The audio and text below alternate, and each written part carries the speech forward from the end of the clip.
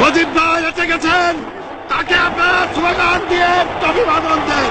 শেখ মুজিবের পথ ধরো, বাংলাদেশ স্বাধীন করো, মুজিব ভাইয়ের পথ ধরো, বাংলাদেশ স্বাধীন করো, পাশের মাঠে তৈরি করো, বাংলাদেশ স্বাধীন করো, বীর বাঙালি অস্ত্র ধরো, বাংলাদেশ স্বাধীন করো। বীর আপনারা জোরে স্লোগান ধরেন, আমার দেশ তোমার দেশ, বাংলাদেশ বাংলাদেশ, আমার দেশ তোমার দেশ, বাংলাদেশ বাংলাদেশ, স্বাধীন করো স্বাধীন করো, বাংলাদেশ স্বাধীন করো।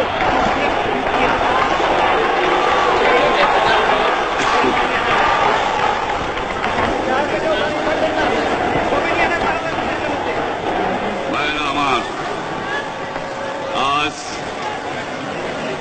দুঃখ ভারাক্রান্ত মন নিয়ে আপনাদের সামনে হাজির হয়েছি।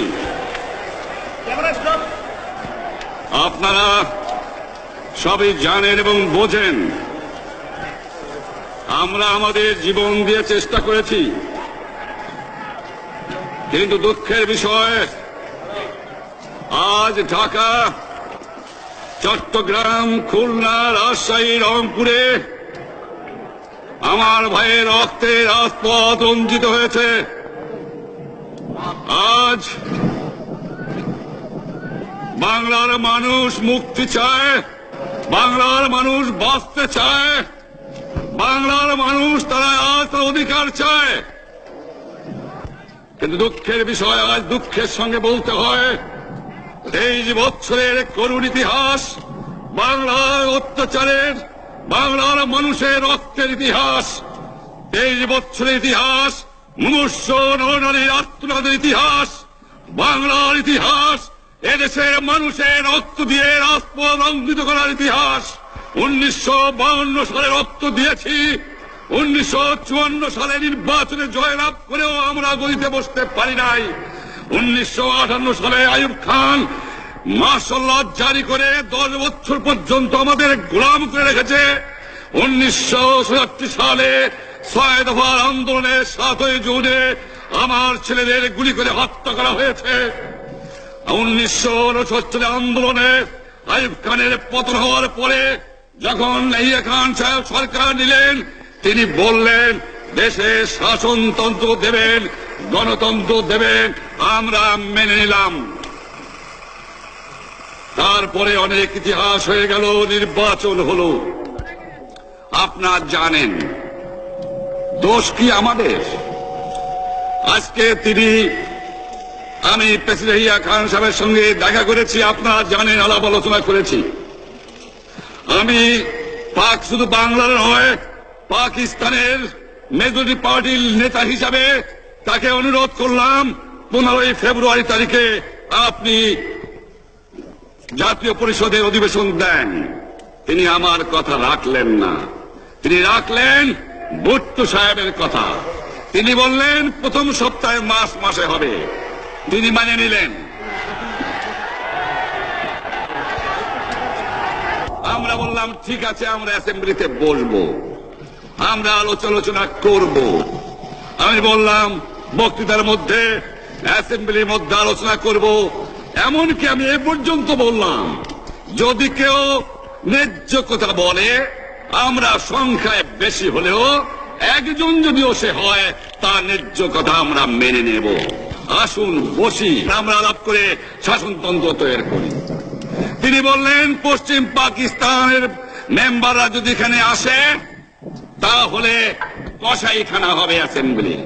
যদি কেউ অ্যাসেম্বলিতে আসে তাহলে পেশোয়ার থেকে করাচি পর্যন্ত দোকান জোর করে বন্ধ করা হবে, তারপরেও যদি কেউ আসে তাকে সন্ন্যাসার করা হবে। আমি বললাম অ্যাসেম্বলি চলবে। তারপরে হঠাৎ 1 তারিখে অ্যাসেম্বলি বন্ধ করে দেওয়া হলো। কি পেলাম আমরা? আমার পয়সা দিয়ে অস্ত্র কিনেছি বহিঃশত্রু আক্রমণ থেকে দেশকে রক্ষা করার জন্য। আজ সেই অস্ত্র ব্যবহার হচ্ছে আমার দেশের গরিব দুঃখী নিরস্ত মানুষের বিরুদ্ধে, তার বুকের উপরে হচ্ছে গুলি। আমরা পাকিস্তানের সংখ্যাগুরু, আমরা বাঙালিরা যখনই ক্ষমতায় যাওয়ার চেষ্টা করেছি, যখনই এদেশের মালিক হবার চেষ্টা করেছি, তখনই তারা আমাদের উপর ঝাঁপিয়ে পড়েছেন। তারা আমাদের ভাই। আমি বলেছি তাদের কাছে এই কথা যে আপনারা কেন আপনার ভাইয়ের বুকে গুলি মারবেন? আপনাদের রাখা হয়েছে যদি বহিঃশত্রু আক্রমণ করে তার থেকে দেশকে রক্ষা করার জন্য। তারপরে উনি বললেন যে আমার নামে বলেছেন, আমি নাকি বলে স্বীকার করেছি যে 10 তারিখে রাউন্ড টেবল কনফারেন্স হবে। আমি উনাকে একথা বলে দেবার চাই, আমি তাকে তা বলি নাই। টেলিফোনে আমার সঙ্গে তার কথা হয়। তাকে আমি বলেছিলাম, জনাব ইয়াহিয়া খান সাহেব, আপনি পাকিস্তানের প্রেসিডেন্ট, দেখে যান, ঢাকায় আসেন কিভাবে আমার গরিবের উপরে, আমার বাংলার মানুষের অবুকের উপরে গুলি করা হয়েছে, কি করে আমার মায়ের কোল খালি করা হয়েছে, কি করে মানুষকে হত্যা করা হয়েছে। আপনি আসুন, দেখুন, বিচার করুন, তারপরে আপনি ঠিক করুন। আমি এই কথা বলেছিলাম। হঠাৎ আমার সঙ্গে পরামর্শ না করে বা আমাদের সঙ্গে আলোচনা না করে 5 ঘন্টা গোপনে বৈঠক করে যে বক্তৃতা তিনি করেছেন এবং যে বক্তৃতা করে অ্যাসেম্বলি করেছেন, সমস্ত দোষ তিনি আমার উপরে দিয়েছেন, বাংলার মানুষের উপরে দিয়েছেন।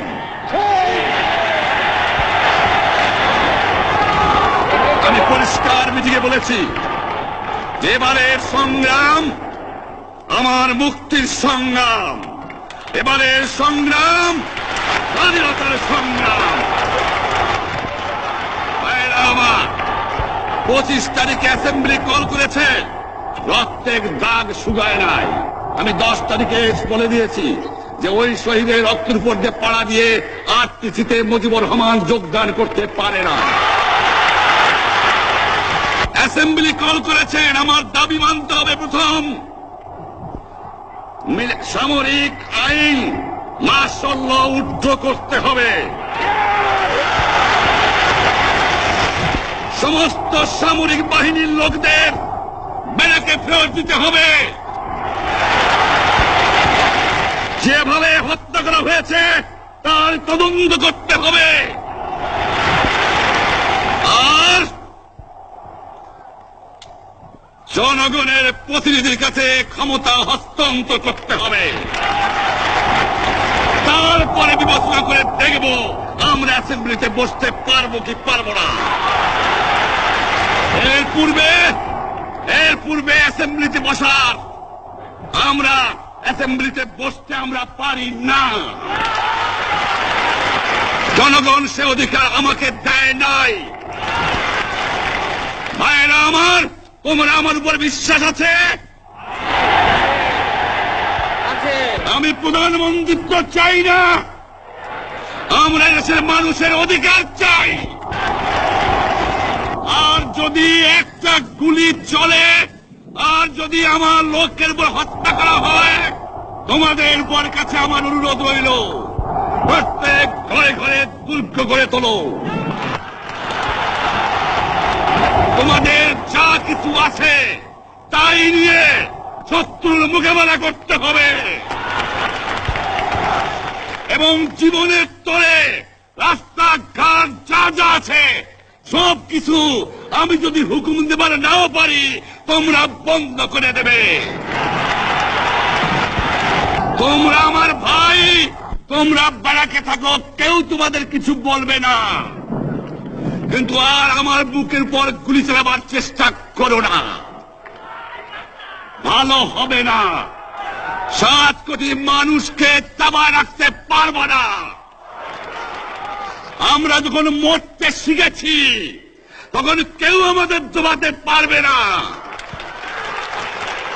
যে পর্যন্ত আমার এই দেশের মুক্তি না হবে, খাজনা ট্যাক্স বন্ধ করে দেওয়া হলো, কেউ দেবে না। তবে অনুরোধ করছি, আপনারা আমাদের ভাই, আপনারা দেশকে একেবারে জাহান্নামে ধ্বংস করে দিয়েন না। জীবনে আর কোনদিন আপনাদের মুখ দেখা দেখি হবে না। যদিও আমরা শান্তিপূর্ণভাবে আমাদের ফয়সালা করতে পারি, তাহলে অন্তপক্ষে ভাই ভাই হিসেবে বাস করার সম্ভাবনা আছে। সেই জন্য আপনাদের অনুরোধ করছি, আমার এই দেশে আপনারা মিলিটারি শাসন চালাবার চেষ্টা আর করবেন না। দ্বিতীয় কথা, প্রত্যেক গ্রামে, প্রত্যেক মহল্লায় প্রত্যেক ইউনিয়নে, প্রত্যেক সাব ডিভিশনে আওয়ামী লীগের নেতৃত্বে সংগ্রাম পরিষদ গড়ে তোলো এবং তোমাদের যা কিছু আছে তাই নিয়ে প্রস্তুত থাকো। মনে রাখবা, রক্ত যখন দিয়েছি, রক্ত আরো দেব। এদেশের মানুষকে মুক্ত করে ছাড়বো ইনশাআল্লাহ। এবারে সংগ্রাম আমাদের মুক্তির সংগ্রাম, এবারে সংগ্রাম স্বাধীনতার সংগ্রাম। আপনারা আমার উপরে বিশ্বাস নিশ্চয়ই রাখেন। জীবনে আমার রক্তের বিনিময়েও আপনাদের সঙ্গে বেইমানি করি নাই। প্রধানমন্ত্রিত্ব দিয়ে আমাকে নিতে পারে নাই, ফাঁসি কাজটা আসামি দিয়ে আমাকে নিতে পারে নাই। যে রক্ত দিয়ে আপনারা আমাকে একদিন জেলের থেকে বার করে নিয়ে এসেছিলেন, এই রেসকোর্স ময়দানে আমি বলেছিলাম আমার রক্ত দিয়ে আমি রক্তের ঋণ শোধ করবো, মনে আছে? আমি রক্ত তোমার জন্য প্রস্তুত। আমাদের মিটিং এইখানেই শেষ। আসসালামু আলাইকুম। জয়